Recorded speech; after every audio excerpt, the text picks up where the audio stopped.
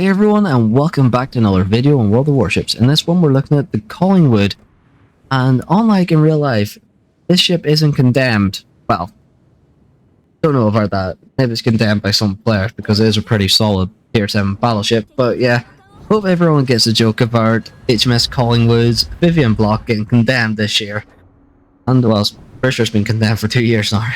Anyways, whatever, let's get into the video. Let's have a bit of, well, let's see if it's actually worth your doubloons, this ship. So, survivability, 58,000 hit points. Torpedo reduction, 10%, so it's pretty miserable. Pretty pointless torpedo reduction. I believe Nelson is 19%. His artillery, though, is probably, I think it's one of the biggest guns that's BR. It's got 6, well, it's got 6 400 guns and 3 times dual turrets. It's 6 times 120mm guns and 6 times dual 152mm guns. So the 152s get a 10% chance of fire and the 120s get a 9% chance of fire, so they can start their fires.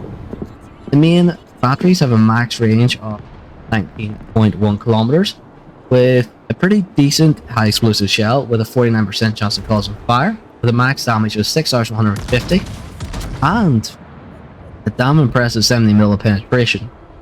Now, don't get me wrong, the AP isn't a slacker. It's got a max damage of 13,000 damage per shell. So, not bad AP and not bad HE at all. Very typical of the British ships actually. It gets 2 airstrikes for depth charges, 2 attack flights essentially for it. Each drop 1 bomb with a max damage of 3,400 and a max range of 8k. For AA defense, however, is pretty mediocre. It's not too bad, but it's pretty mediocre overall. It's 4 times 120mm guns, 6 times 8 bombs, 6 times 1 120mm, which equals to a continuous damage of 183, max damage by shell explosions 1,323, sector priority reinforcements 35%, at firing range of 5.2 for A. Maneuverability leaves a lot to be desired, but it's not too bad. And the reason why is her max speed is only 25 knots, so she is very slow. But her turning radius is 800 meters, or turning circle radius is 800 meters, and she's got a pretty damn good rudder shift time of 11.8 seconds, which is better than a lot of heavy cruisers actually, so can turn and pull tightly at times, so that does go in her favour. Her concealment is pretty standard, 14.1, the 0 to 11 by depths, 11 kilometers by air, and 2 kilometers assured detectability. So the Collingwood's armour, I will say this, is definitely... She follows a lot of the same scheme as Nelson, however, she's got thinner plates than Nelson. That's a good way to put it. Her armor's a lot thinner in different areas, such as front weight being 29mm, so you can get overmatched very easily. So you do need to keep her bar in, and you do need to keep her at the best possible angles that you can get her in. However, she does have a few tricks up her sleeves, and that is the fact that her 419mm guns are very accurate, especially at close range with the reload booster. So if someone wants to be really cheeky and they show you a broadside, you can reload your guns in 13 seconds to get a really cheeky hit into their broadside of 6 419mm guns because of how good the angles are. So yeah, it's definitely very good that way. So to round up the pros, 4 guns, all facing forward, have excellent firing angles, extremely large caliber guns for a tier, gets an improved repair party, fast reload a main battery with 26-second reload, decent concealment, improved repair party, which heals more damage essentially, and has access to a main battery reload booster and hydroacoustic search modules, so she gets hydro and the main battery reload booster, which is damn good. Now to balance this ship, she is vulnerable, well her Citadel is very vulnerable, her HP pool is pretty low, she has 6 guns and extremely piss poor top speed. She does lack a specialized repair team consumable that Nelson gets, and her AA is pretty mediocre.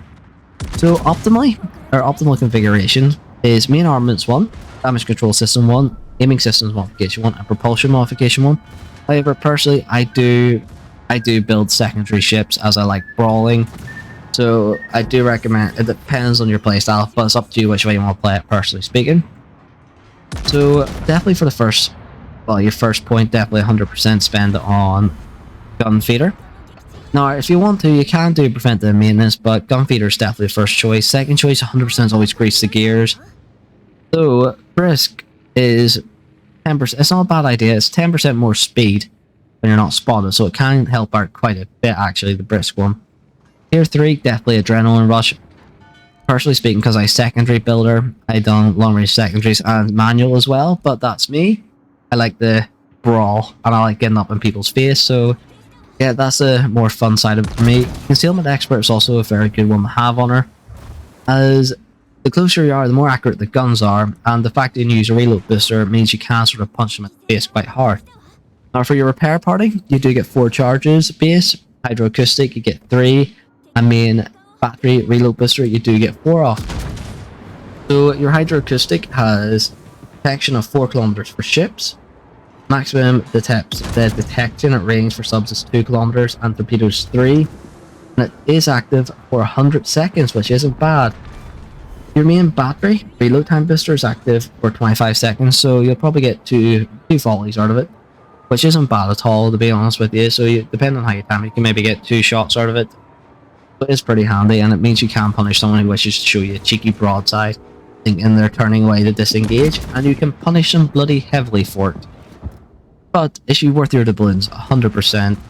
She's good crack to play, good fun to play, but she's only worth the doubloons if you get her on sale, or you have a 25% discount. 100% wait for them to get her. Otherwise, save your doubloons. That's a better way. That's the best way of putting it.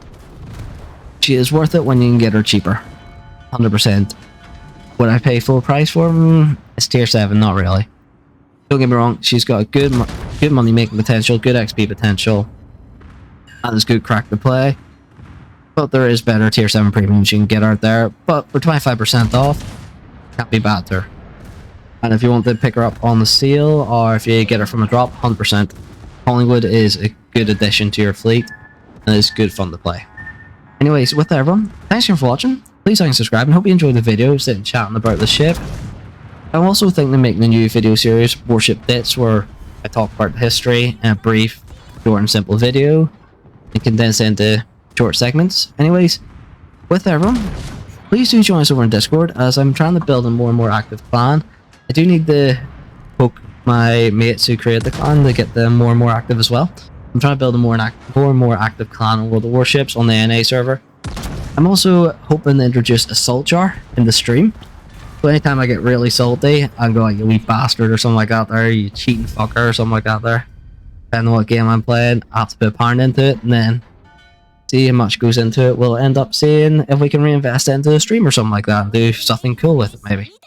Anyways, with everyone, thanks again for watching. Please like and subscribe, and I hope you enjoyed the video.